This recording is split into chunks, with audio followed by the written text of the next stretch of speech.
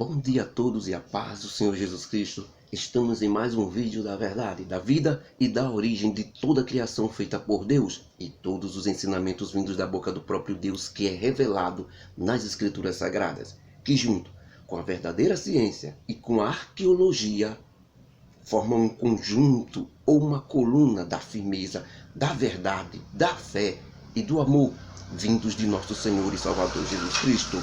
Livro de Jó. Em nosso último vídeo de estudo de toda a criação feita por Deus, nós ficamos na intrigante segunda resposta de Jó para a segunda acusação de seu amigo Elifaz. Aquilo que em um debate nós chamamos de tréplica. E Jó, como todos nós ouvimos, disse assim pela segunda vez a Elifaz: eu tenho ouvido e tenho sido atacado de diversas vezes desse jeito que você fez, Elifaz. E isso mostra cada vez mais que vocês, meus amigos, são consoladores molestos. Ou seja, consoladores que em vez de ajudar, termina piorando o problema e a situação do amigo que precisa do conselho de vocês. Em vez de vocês me animar, vocês pioram a minha situação quando não acreditam em mim. Será que não terão fim essas palavras de vento de vocês? Ou será que na verdade eu falo que o que eu falo de que sou inocente irrita tanto vocês de tal forma que me agridem com palavras tão fortes assim? Será que eu falaria como você fala, Elifaz, se por acaso as nossas posições estivessem invertidas? Se a tua alma, Elifaz, estivesse no meu lugar e a minha alma estivesse no teu neste momento, será que eu amontoaria palavras contra você assim como você está fazendo comigo? E ainda mais, será que eu faria aquele gesto de desprezo com a cabeça, como você acabou de fazer comigo agora? Porque eu tenho por certo que se eu estivesse no teu lugar, e você, Elifaz, estivesse no meu lugar, eu acreditaria em você, procuraria descobrir o que realmente está acontecendo e te fortaleceria com a minha boca. E a consolação dos meus lábios iria diminuir a tua dor. Mas agora, Elifaz, depois que tu, como meu amigo, me consolasse desse jeito terrível, sabe o que acontece comigo? Sabe de uma coisa? Eu não vou nem dizer, porque se eu falar, a minha dor não cessa. E ficando calado também, qual é o meu alívio? Na verdade, Elifaz, a testemunha de tudo isso que tenho te falado, de que não estou mentindo e que sou inocente, essas rugas e feridas que estão saindo do meu corpo agora. Não preciso nem falar mais nada, porque como você não pode ver isso, Elifaz? A minha magreza está na tua frente, já se levanta contra mim. Olhe, Elifaz, para o meu rosto e diz para todos que estão aqui quanto sofrimento você acha que eu tenho? Será que depois de uma situação dessa, destruído desse jeito, eu ainda ousaria esconder pecados, como você está dizendo? Não seja tão louco, Elifaz. Não se faça de desentendido, porque Deus foi quem permitiu que meus adversários dirigissem seus olhos contra mim. Todos os meus amigos abrem sua boca contra mim. Com desprezo me dão soco nos queixos e todos se ajuntam contra mim. Sabe, Elifaz, Deus me entrega ao homem perverso igual a tu. E nas mãos dos ímpios Deus me faz cair. E o mais incrível disso é que não entendo por quê. Eu só queria entender isso. Eu estava, Elifaz, descansado, ali no meu lugar, sem fazer nada de errado, orando a Deus, fazendo meus sacrifícios ao Senhor e sempre andando naquilo que Deus me ensinou, me livrando de todo mal. Porém, sem mais nem menos, Deus resolveu quebrantar-me e me pegou pela cerviz e me despedaçou. Também me colocou como seu alvo. Os seus flecheiros me cercam e me atiram flechas contra mim. As flechas vão tão fundo que atingem meus rins. Não me poupam. Todo o fel e todo o meu amargor eu derramo sobre esta terra. Deus me feriu com ferimento sobre ferimento. Me ataca ferozmente como se fosse um soldado valente da guerra. Ele cobre meu corpo com silício da balança e a minha cabeça está no pó. Meu rosto está avermelhado de tanto chorar e sobre as minhas pálpebras e sobrancelhas está a sombra da morte. Sabe, meu amigo Elifaz, tudo isso acontece mesmo que não haja violência nas minhas mãos e mesmo que minhas orações sejam puras e sinceras. Então desse jeito eu clamo e digo: ah, terra, não cubra o meu sangue e não haja lugar para ocultar o meu clamor. Eis que agora a minha única testemunha, que pode comprovar que sou inocente, está nos céus. É Deus que está nas alturas, o meu último testemunho. É Ele que pode me inocentar. E os meus ossos com isso se desfalecem em lágrimas. Porque aqui na terra, meus próprios inimigos são os que zombam de mim. Ah, se tivesse um advogado, um homem em favor, que pudesse advogar esta causa, assim como um homem defende o seu próximo no tribunal, como seu advogado. Porque decorridos poucos anos, eu seguirei o meu caminho para a morte, de onde nunca mais voltarei. E assim, com essas palavras, meus amigos e irmãos, Jó termina a sua tréplica, né? A chamada tréplica contra seu amigo Elifaz na sua segunda acusação. Jó, na sua réplica para Elifaz, era impossível, irmãos, que Jó fosse inocente com aquela arrogância toda, insistindo em dizer que não fez nada de errado. Como pode ser isso? Todo cheio de enfermidades, perdeu tudo que tinha, está pobre e acabado. Como pode ser isso, se não for pecado? Dizia Elifaz com relação a Jó. Para os amigos de Jó, se Jó estava sendo castigado tão bruscamente, era porque, com certeza, ele estava em pecado. E dessa forma, irmãos, Elifaz, que tinha sido moderado antes, mais calmo na sua primeira acusação, depois que foi chamado de inventor de mentira por Jó, Elifaz, na sua segunda acusação, foi para o ataque mais forte. Mas nosso irmão Jó não se abalou, e com mais esse ataque fortíssimo de Elifaz. E vimos a sua resposta. Observaram, irmãos, que Jó mais uma vez clama por um advogado? Mas não é um advogado comum, não, que nós conhecemos, não. Ele queria um advogado que advogasse a sua causa diante de Deus, e não diante dos homens aqui na terra. E não havia ninguém que pudesse defendê-lo diante de Deus. No tempo patriarcal de Jó, irmãos, que estamos estudando, só havia a esperança de que um dia nasceria o enviado de Deus, o Messias, o Salvador, o grande advogado. O homem que pudesse limpar os homens de seus pecados diante de Deus. E Jó e muitos outros que morreram antes dessa esperança nascer, de que um dia o Messias viria para salvá-los dos seus próprios pecados, morreram sem ver essa esperança nascer. E porque isso só aconteceu milhares de anos depois de Jó, lá em Belém de Judá, que nós iremos ainda ver detalhes desse nascimento, né? Lá em Belém de Judá, depois da morte do patriarca Jó. Por isso Jó continua se lamentando, porque somente em Belém de Judá, milhares de anos depois, foi que nasceu Jesus Cristo, o Salvador de todos os homens, o advogado que poderia defendê-lo diante de Deus. Mas ele morreu na esperança desse Messias. E morreu com estas, quando Jesus Cristo salvou também Jó, salvou também, quando Jesus Cristo morreu na cruz do Calvário, salvou Jó, salvou Abraão, salvou Moisés, salvou todo mundo que morreu na esperança de que um dia ele viria ao mundo. Jó continua então se lamentando por não ter se advogado naquela época e dizendo: o meu espírito se vai consumindo e meus dias vão acabando. A única coisa que me resta é a sepultura, a morte. Estou cercado de provocadores, a única coisa que escuto são as provocações. Oh meu Deus, me promete agora que me dará um fiador, um advogado que possa me defender diante de ti? Porque esses meus amigos aqui, os corações deles estão sem entendimento, por isso Deus jamais os aceitará como advogados para me defender. Se eles mesmos se me condenam, aqueles que denunciam seus próprios amigos sem prova nenhuma, com o objetivo de perderem tudo, os olhos dos filhos desses delatores se escurecerão. Porém a mim, eu, Jó, colocaram-me como um provérbio para todos os povos, de modo que me tornei uma abominação para eles. Estou tão desolado que os meus olhos já se escurecem na mágoa, e todos os membros do meu corpo são como uma sombra. As pessoas retas e justas ficam pasmadas diante de mim, mas o inocente se levantará contra o hipócrita, que só fala besteira e mentira, porque o justo seguirá seu caminho firmemente, e o puro de mãos sempre crescerá com força. Mas na verdade, amigos, voltem vocês ao começo de tudo e vejam que nenhum sábio encontrei no meio de vocês. Elifaz, Bildade e Zofar, meus amigos.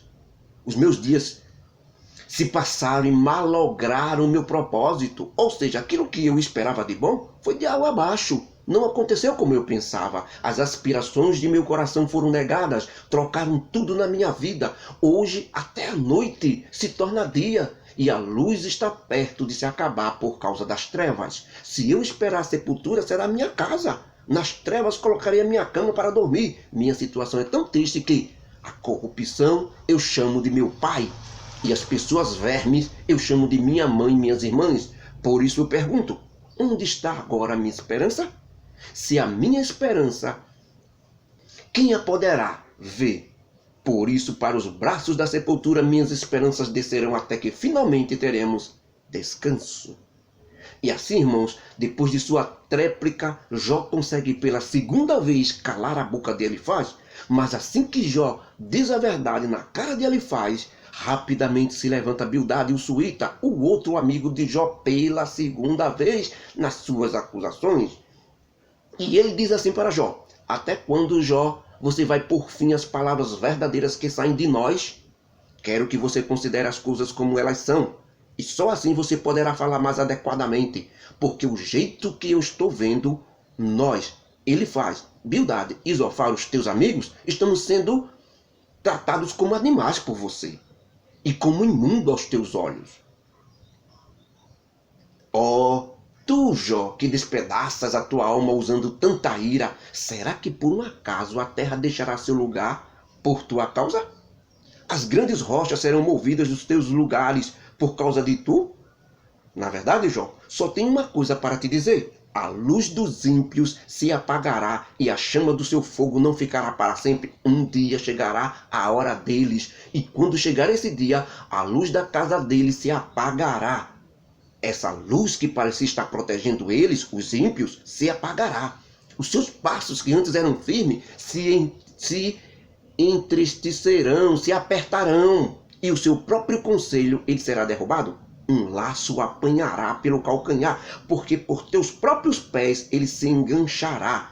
Será preso por uma armadilha escondida. Os assombros farão espanto e medo a ele. Direto.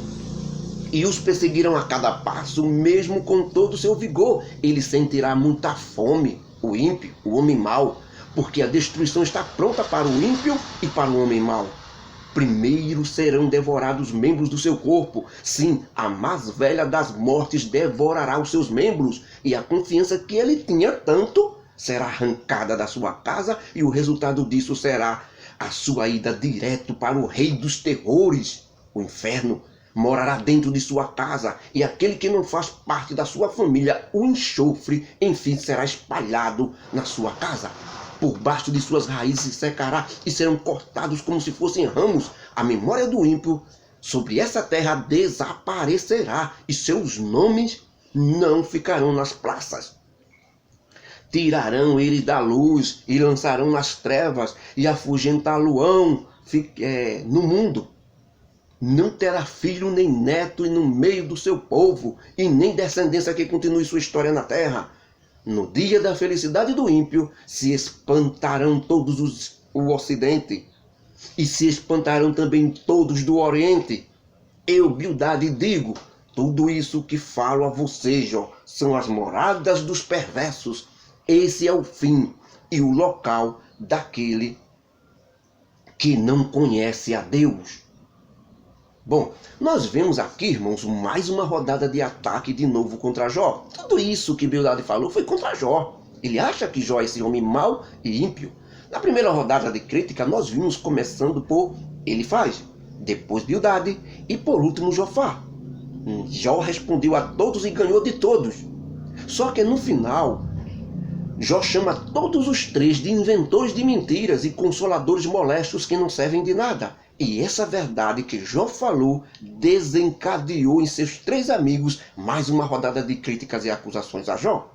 E nessa segunda rodada começou com Elifaz de novo, que se levantou indignado contra Jó. E que desta vez, até Elifaz, que tinha sido mais manso no começo, atinge Jó fortemente. Jó mais uma vez rebate ele e diz que não queria ser um amigo igual a Elifaz, que em vez de ajudar termina matando o amigo. calando ele faz pela segunda vez, deixando ele praticamente fora do páreo. E agora, quem entra em cena é Bildade de novo. E vocês viram como ele falou, dizendo a Jó, com todos os ímpios e pecadores iguais a Jó, ele quis dizer. Sofrerá o castigo e a pena do fogo de Deus. E Jó pela segunda vez se defende contra Bildade, dizendo: até quando, Bildade? Vocês vão afligir tanto a minha alma e me quebrantareis com palavras? Já 10 vezes me vituperaste, Bildade. Tu não tem vergonha de me injuriar tanto? Muito embora, Bildade, ou ainda que eu tivesse errado, o meu erro ficará comigo. Você não vai pagar pelo meu erro, não. Então por que tu te engrandece tanto contra mim e se aproveita da minha tribulação para tentar me humilhar? Como se fosse aquele que dá conta a Deus por mim? Fique você sabendo que tu não tem nada a ver com isso, Bildade. Foi Deus que me transtornou e não você. E com a rede dele, Deus me cercou e não você. Você não tem nada com isso. Eis que eu grito para Deus e não sou ouvido. E não grito para você, Bildade. Eu grito para Deus dizendo socorro. Porém não há justiça nenhuma. O meu modo de viver, Deus dificultou e entrincheirou. Já não posso passar por ele. E para todo lugar que eu vou só vejo trevas. O Senhor tirou a minha honra, Bildade. Ninguém mais me considera. E tirou a coroa da minha cabeça no dia que eu perdi meus filhos. Perdi minhas riquezas. Perdi minha saúde. Pois com essa ação, Deus quebrou-me de todos os lados. Arrancou a minha esperança como se arranca uma árvore. E eu vou para a sepultura desse jeito. E Deus não parou. Ele continua ainda na sua ira contra mim e me colocou no lugar de seus inimigos. As tropas de Deus vieram contra mim e acamparam-se ao redor da minha casa. Os meus irmãos ficaram logo longe de mim. E todos aqueles que me conheciam antes da tragédia acontecer, logo depois da tragédia se fizeram todos os meus conhecidos como desconhecidos comigo. Se esqueceram de mim. Os meus domésticos que moravam na minha casa e as minhas servas que me serviam, quando eu tinha dinheiro e se alimentava do que eu tinha, disseram que eu sou um estranho agora para eles. Chamei o meu criado e ele não me respondeu. Antes, quando eu chamava ele, ele dizia logo: o que deseja o meu senhor? Agora, chego a suplicar um favor com a minha própria boca e mesmo assim ele não me atende. O meu hálito ficou estranho para minha mulher. Ela não deseja ficar perto de mim por causa desse fedor que tem no meu corpo. Até os filhos pequenos daqueles que um dia foram meus servos me desprezam vergonhosamente. E quando eu me levanto daqui do chão, eles zombam e gritam contra mim. Todos os homens do meu círculo de amizade mais íntimo me abominam agora. E até aqueles que eu mais amava estão contra mim. Todos os meus ossos estão apegados à minha pele e à minha carne. E tão magro que eu estou. Vejo que escapei apenas com a pele dos meus dentes. Por isso, compadecei-vos de mim, meus amigos. Compadecei-vos de mim, vocês três, porque a mão do Todo-Poderoso me tocou. Já não basta o meu Deus contra mim, por que vocês também têm que me perseguir assim? Já não cansa de cada vez mais me atingir? Quem me dera que as minhas palavras fossem escritas no livro, ficassem gravadas para sempre e com a pena ou caneta de ferro e de chumbo fosse esculpida para sempre na rocha. Porque eu sei que o meu Redentor vive e que por fim se levantará sobre esta terra. E mesmo que depois eu seja consumido por completo, mesmo assim a minha carne ainda verá a Deus. Eu verei a Deus por mim mesmo. E será os meus olhos e não os de outras pessoas que o verão. E é por isso que os meus rins estão consumindo no meu interior. Na verdade, meus amigos, vocês é quem deveriam dizer entre si: por que estamos perseguindo Jó? Na verdade, meus amigos, eu, Jó, bem sei que a raiz da acusação que se acha em mim, mas será de vocês também. Não temem a espada? Vocês não têm medo de que poderá acontecer com vocês? Porque o furor traz o castigo da espada para vocês entenderem que há um juízo ainda que virá. Livro de Jó, capítulo 16, versículos 1 até o 17, e o livro de Jó, capítulo 18, versículos 1 até o 19. Todos os versículos. Que a graça do nosso Deus, o amor de Jesus Cristo e as consolações do Espírito Santo estejam conosco, hoje e para sempre. Amém. Que Deus em Cristo nos abençoe e nos guarde.